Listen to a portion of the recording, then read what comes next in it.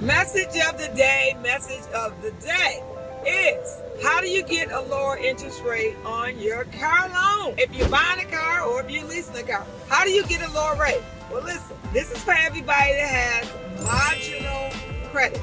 Now, what is marginal credit? Bruised credit, bad credit. You're barely squeaking by. So listen,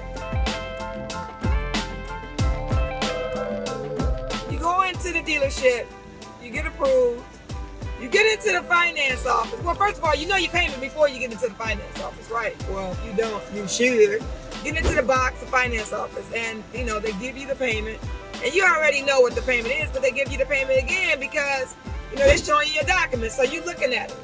And the first thing what you need to say is that, did you give me a tier bump? Finance manager gonna look at you and say, they're not gonna say that to you, but they're gonna think, how did you know what that is?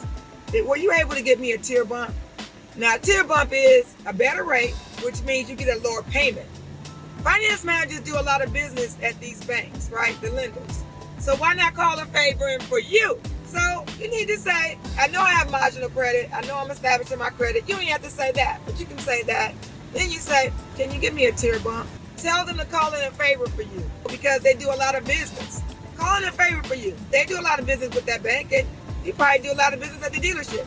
Even if you don't do a lot of business at that dealership that you're buying and leasing your car from, you just started the relationship because you're sitting in the chair and you're going to sign paperwork to buy or lease a car from that dealership.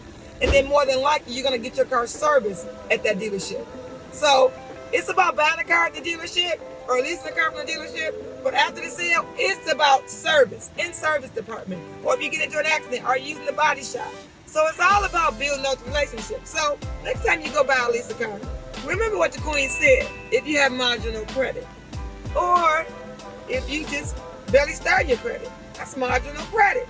I hope this helps. And if it helps, you do me a favor. You share this video for the queen.